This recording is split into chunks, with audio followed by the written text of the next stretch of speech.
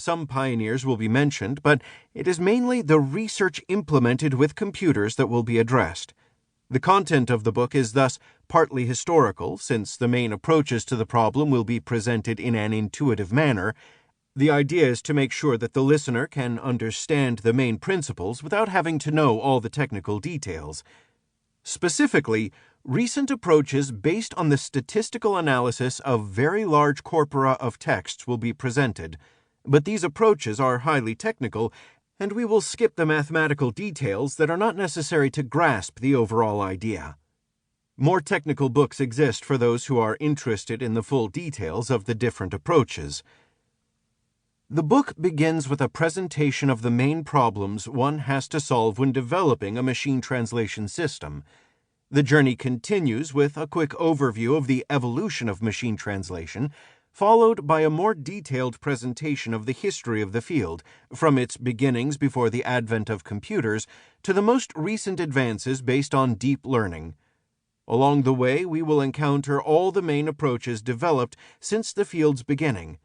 Rule-based approaches up to the ALPAC report and its consequences, and the advent of parallel corpora, which fueled research in the field after the 1980s, first through the example-based paradigm, then through the most popular statistical paradigm, along with its more recent developments, the segment-based approach, and the introduction of more linguistic knowledge to the systems. This book is not limited to a presentation of the main approaches to the problem. We will also address evaluation issues, which can be either manual or automatic, and the closing chapter will give some details about the commercial situation of the field, as well as its main actors worldwide.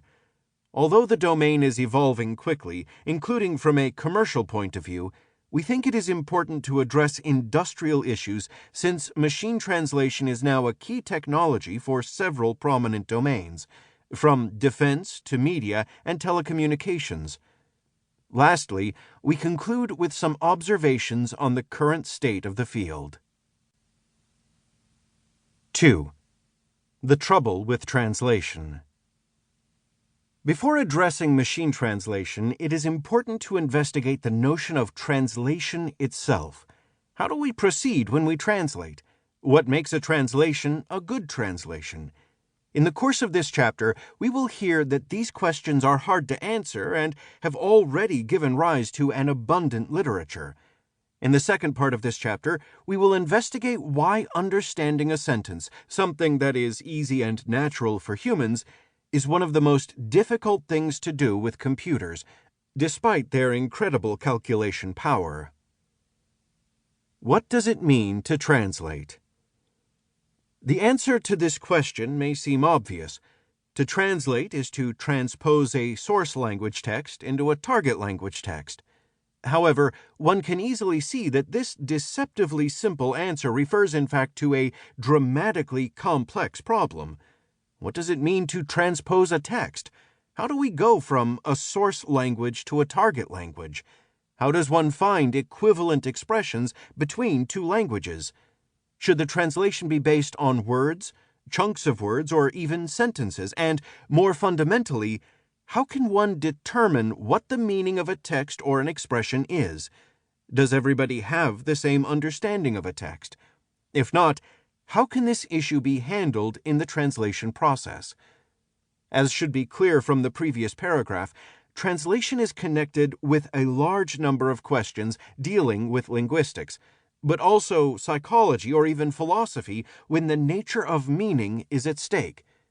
Instead of addressing these highly complex questions with no clear answer, it is probably more useful to take a step to the side and try to determine what the characteristics of a good translation are. What is a good translation? A first crucial issue when addressing translation is that no one knows how to formally define what constitutes a good translation. We should thus not expect to make much headway from this perspective, but at least some criteria can be found in the literature. Criteria for a good translation. The translation of a text should be faithful to the original text. It should respect the main characteristics of the original text, the tone and style.